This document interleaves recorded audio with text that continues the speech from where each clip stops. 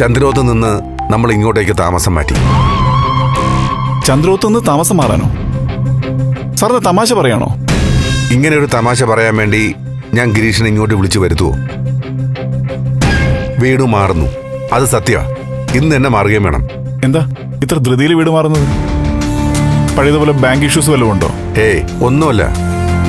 ആ വീടിന്റെ കുഴപ്പം കൊണ്ടാ ഓരോ ബുദ്ധിമുട്ടുണ്ടാവുന്നതെന്ന് തെക്കേ ആശ്രമത്തിലെ തിരുമേനി പ്രഭയോട് പറഞ്ഞു. ജോത്സ്യം പറയുന്നത് കേട്ടിട്ടാണോ വീട് മാറുന്നത്? മാഡത്തിനോട് സാറിനൊന്നും പറഞ്ഞ് മനസ്സിലാക്കാൻ പാടില്ലായിരുന്നു. വിശ്വാസം തലേക്കേറിയ പിന്നെ വേറെ ചികിത്സയൊന്നും ഫലിക്കില്ലല്ലോ ഗിരീഷേ. കൊലപാതകം നടന്ന വീടല്ലേ. മീരയുടെ കാര്യമാ.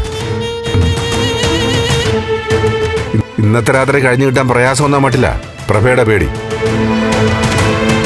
നമ്മുടെ വിശ്വാസങ്ങൾ കുടുംബത്തിലുള്ള സ്ത്രീകളെ അടിച്ചേൽപ്പിക്കരുത്. ഇനി അതിന്റെ പേരിൽ തർക്കവും ബഹളമൊന്നും വേണ്ടെന്ന് ഞാനും വിചാരിച്ചു. സാറിനെ പോലെ ഒരാളിങ്ങനെ ചിന്തിക്കാൻ പാടില്ലായിരുന്നു. എന്തായാലും ഇത് ഇച്ചിരി സാഹസമായിപ്പോയി. പ്രഭ മേഡത്തെ ഒന്ന് പറഞ്ഞ് മാറ്റാൻ ശ്രമിക്കായിരുന്നു. പ്രഭയും കുറ്റം പറയാൻ പറ്റില്ല ഗിരീഷേ. ഒന്നിനു പിറകെ ഒന്നായി ഓരോ പ്രശ്നങ്ങൾ വന്നു കയറുമ്പോൾ ഒരു ആശ്വാസത്തിന് വേണ്ടി മനുഷ്യർ ഇതുപോലെ എന്തെങ്കിലും ഒന്നിൽ അങ്ങ് വിശ്വസിച്ചു പോകും.